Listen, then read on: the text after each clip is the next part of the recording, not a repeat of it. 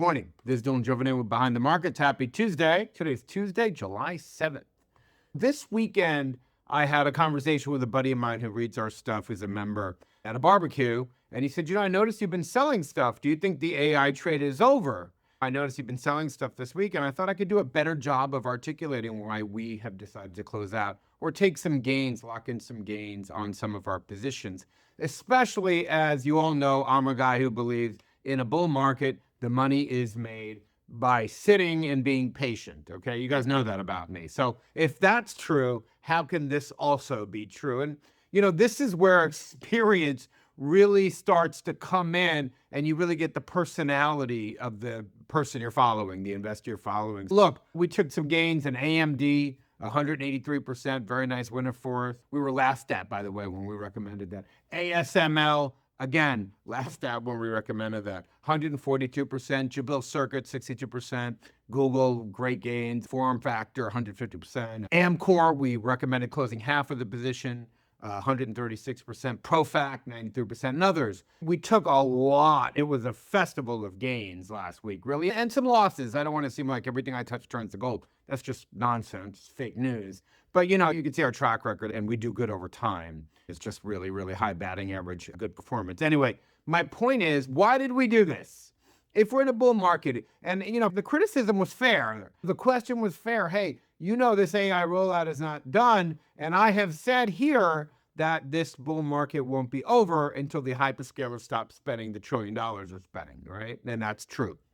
But there's a leadership change that's already underway. And I wrote some notes here. I'm sitting there at the barbecue saying, you know what, I got to do a better job of listening. So I sat down on my little note, my Apple Notes, and I was like writing notes. Okay, so first of all, the semiconductor trade and the memory trade is just crowded beyond belief. I read a report last week that semiconductors are now double the valuation as a percentage of the market that they were during .com. As measured by, let's say, M2 money supply, .com was over here, semiconductors were up here. It's just crazy. It's just crazy. I also think, well, first, I think the trade is bottlenecked and overcrowded, and I think the playbook on that is really exhausted. I think the time to get into it, for the most part, was done. We got into it a year ago. Now, everybody's still chasing it. It's crazy to me. So I think right now you take a breather. I think it's a little exhausted. Semis now represent 20% of the S&P 500. That is a big historic warning sign for me as an investor.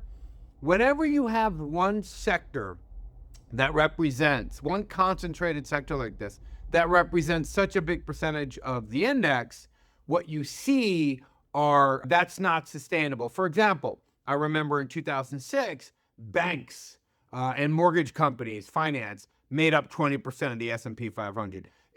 Compared to like 11% normally. So they had doubled, and that was disproportionate. We also what happened to banks in the years that follow.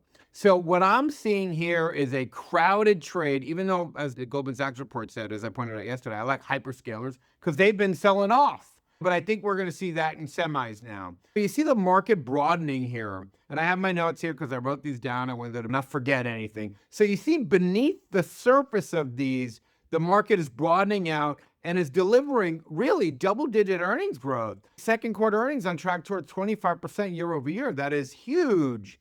And it looks like all of that capital spending is pushing out. Remember, the Mag 7, the $1 trillion in CapEx, immediately they're spending money on chips, among other things. We talk about that 5-layer cake. And then the people who sell chips, they take that money and they push it out to their suppliers. And those people who sell them things push it out to their, and that's how you get an economy humming. That's why it's broadening out and you're seeing that money filter through the entire economy because AI is mission critical now for corporations. Everybody knows that. I think the spending cycle probably lasts for a few years. And I've been looking through history to find out how these things have happened. And it seems that they end up becoming these rolling bull markets, meaning that they hit different phases of things at a time and they push out and they take breathers. In other words, the AI cycle is not over, but it is evolving.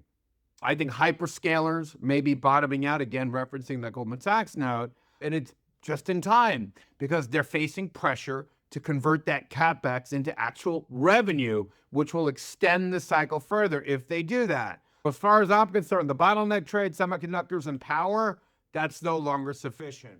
I also think the era of massive earnings surprises is likely over at the moment for right now, because again, the market was caught unawares. The reason we were early on these things is because I was reading those quarterly reports and the CEOs of these Mag 7 companies and these hyperscalers say, we are going to spend $200 billion in CapEx. And I think to myself, what does that mean? What does CapEx mean to Google, to Alphabet, to Amazon? When they say CapEx, they mean they're going to buy these 5 kinds of things, this 5-layer cake. Okay, if I'm setting up a data center, the most critical rare resource right now that everyone's fighting over are chips, semiconductors. So we really got into the stocks like AMD and we pushed into ASML, Amkor, et cetera, et cetera. That was kind of the thinking there. And then you look at other third-tier companies like Jabil Circuits, because they're doing the circuits for these things. And, this is how we have played it over the time. But I see these stocks being overcrowded. I see expectations are elevated. Future earnings beats, it's unlikely to surprise people. A lot of it's baked into the cake, ladies and gentlemen. So what we see here is leadership that's rotating, equal weight indexes, small caps, all these other ones. Domestic cyclicals are gaining traction. Again, as that money flows into the economy, now you get the cycle trades. Cyclicals start to really move in the right way as we start to really focus on the next phase of the build out. Again, also, liquidity is starting to change. So here's a very, very important thing. Credit creation, especially with war here, is starting to move from the Fed to the private sector, with banking deregulation that Trump focused on, playing a very, very big role. Remember, the banks are just really joining this party in a big way because, really frankly, after the great financial crisis, banks really had to hold a lot more capital. But, Trump knows a thing or two about a thing or two when it comes to business. So his role is the same thing I would have done had I been elected president: free these banks up. Let them start deploying more capital, getting a little bit more aggressive into the market, and you start to see that gets to play a very, very key role. My point is that we're in a more selective regime today, in my view, right now, than before. Look, we can wait or we can adapt. Those are the 2 options we face as investors. But it looks to me like the market has already decided. And I tend not to make public declarations, especially on a public channel that anybody can access, until the people that pay us get served first. You take care of your customers, you take care of the people that take care of you. That's why I started, this week, I'm talking about this now, when last week we were doing it quietly for our paid services. I have to have some benefit for being a paid member. My goodness, we take care of our people over here behind the markets. We know where our bread is buttered comes from you guys, even though there are some people who don't pay for our stuff on this channel, and you guys are all welcome here. But, that's why we were selling so aggressively in the immediate weeks. It wasn't just last week, it was the week before. The last three or 4 weeks, we've been pairing, getting it out. We're following smart money here, kids. We're not following dumb money. Anyway, that's all I have for you today. Have a wonderful day. Maybe I should have said we are smart money here, kids. We're not dumb money. I think after 35 years and all these gray hairs, I've earned that title. Have a wonderful day. I'll see you tomorrow.